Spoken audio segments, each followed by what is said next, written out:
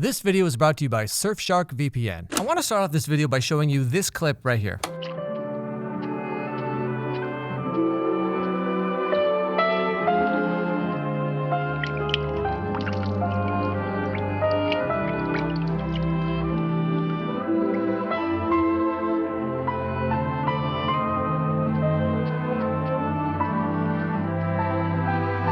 Now, without proper context, this probably doesn't really mean much to you, but this is Todd and this is Copper, the two main characters of the long-forgotten Disney animated classic, The Fox and the Hound. This scene follows the emotional climax of the movie where Copper's owner Amos has been hunting Todd all throughout this game preserve thing, and when he finally catches him, Copper steps in and stops him from doing whatever he's gonna do. After Copper does this, he and Todd share one last look at each other before going their separate ways, presumably forever. Now, this scene mirrors an earlier one from way back at the beginning of the movie when Todd and Copper have just recently met and become friends, and they're wrestling around in the thicket or whatever, and Todd says, "Copper, you're my very best friend."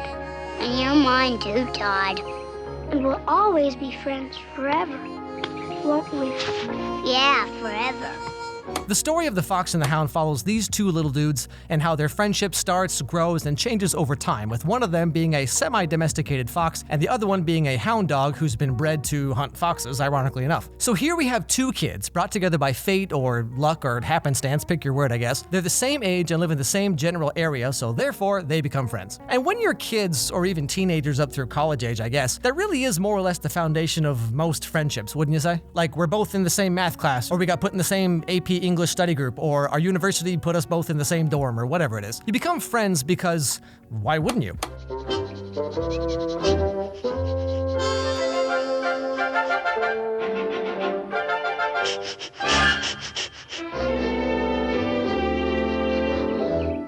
What you smelling? I'm on the trail of something.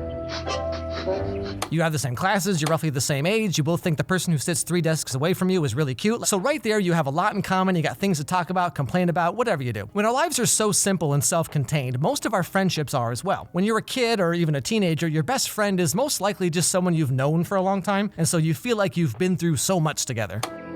Golly, you're all tied up. Yeah, and it's no fun either. The master says I gotta stay home. Well, we can play around here then. No, now it's all cheap over there. Is that him making that awful noise? He keeps me awake at night.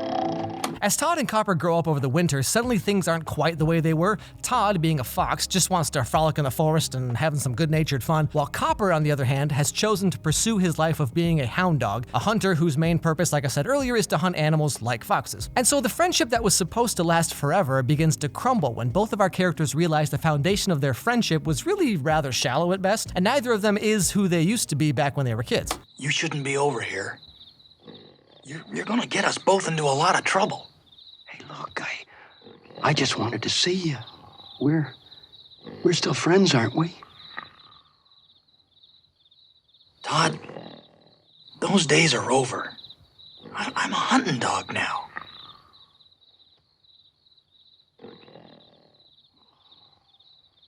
Now, as we grow up, the hand of happenstance loosens its grip on our lives, and suddenly we have to make our own choices, like where will I live, what will I do, who will I be, why did I get Harry Styles tattooed on my neck, normal stuff. At the age when life is mostly chosen for you, you have to make the best of it. When you choose it for yourself, the weight of these choices becomes ever more apparent. You realize that things you shared with your old friends no longer apply or even exist sometimes. And when the thing your friendship was based on is no longer a thing in your life, oftentimes the friendship itself can't really be either. About midway through the movie, Todd wants to play with Copper like the old days, but things are just too different now to pretend like they aren't. And Todd's owner begins to realize that he's grown too much to be kept inside as a pet. He can't fully mature into who he wants or needs to be unless he's completely free to do so. So she takes him to the game preserve and sets him free.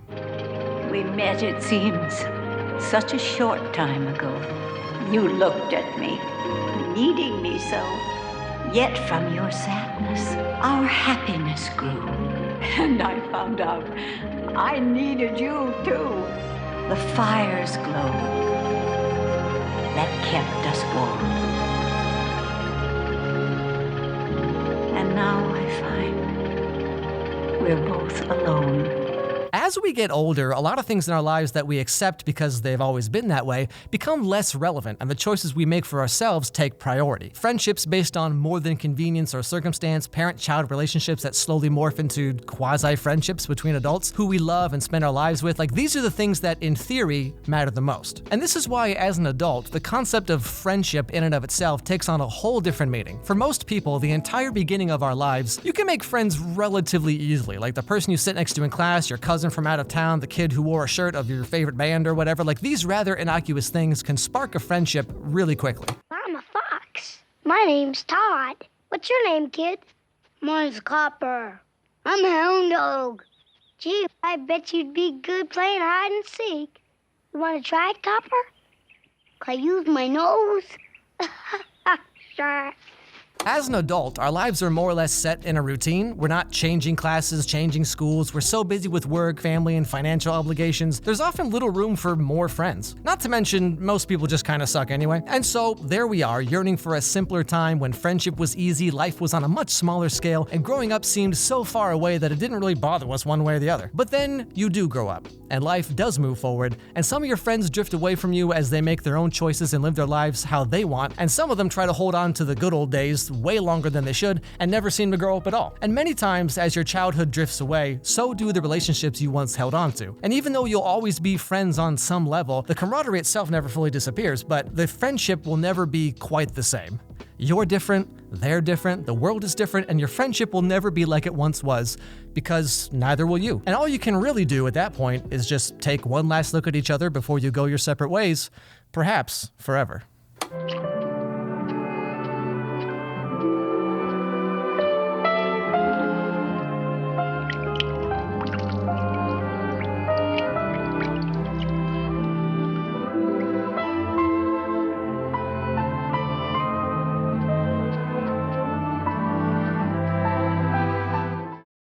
Now, it's 2020 and pretty much everyone knows what a VPN is. It protects you when you're on the internet, it stops your IP address from being hacked and your personal data getting exposed. I mean, everybody needs one. But Surfshark VPN goes above and beyond your typical VPN. You can use it on as many devices as you want with just one subscription. They also offer HackLock ID protection that checks to see if your personal data has been leaked anywhere, like usernames, passwords, that kind of thing, so you can stay one step ahead. They also offer a service called Blind Search, which is a completely private and organic search engine free from data tracking and overreaching algorithms.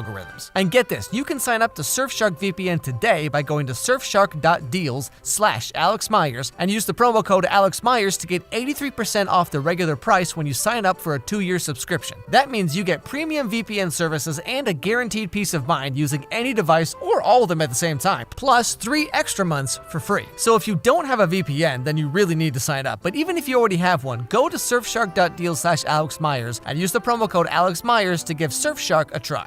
You know, this year's been a lot of things for a lot of people, but one of the things it was for me, I mean, my life hasn't really changed that much, let's be honest here. Like, staying home all the time is basically just how I live. You know, this year with everyone having to kind of stay home and take things differently and work from home and go to school from home and whatever it is, you know, it's really, I think, caused a lot of people to sort of look at their life and look at like what's really necessary and what's not. Because, you know, normally when you're going out and doing things and you got a bunch of friends and hanging out and doing this and doing that, it's like, you know, like people's lives are kind of full of a lot of unnecessary and superfluous fluff, you know, where you're just kind of like filling time because heaven forbid you to be bored for 5 seconds. This year where most people are kind of sitting at home and you know, you can't hang out with people as much as you did before or at all, preferably. You can't go out and do things you used to do. You have to kind of like make your own fun. On the topic of like friendship, it's kind of like, you know, as an adult, you sort of do that with your friends in a way where it's like you sort of cut the fat and like the friends that are actually your friends because they're your friends, which sounds redundant, but you know what I'm saying? Like they're your friends because like you actually like each other. Those people tend to stick around, whereas a lot of friendships that developed because of circumstance or because of, you know, you were in the same school or you went in the same job or whatever, it's like those friendships tend to kind of fade away and only the really important stuff generally sticks around in kind of a weird backwards kind of way. Like this year's been good for some people to sort of shed all of that and be like, what do I really need? Like, who are my real friends? Like, how should I really be spending my time? And so that was kind of just the inspiration for this video, was just to kind of look at how, you know, friendships start when you're young and how they evolve over time and what the concept of friendship means when you're like a kid versus when you're an adult and that kind of thing. Anyway, hope you liked the video, everybody. If you did, don't forget to subscribe. Don't forget to ring that bell. like the video, all that stuff everyone says all the time. If you have any topics or ideas or things for other videos, you can send me an email. And yeah, hope you enjoyed the video, and see you next time.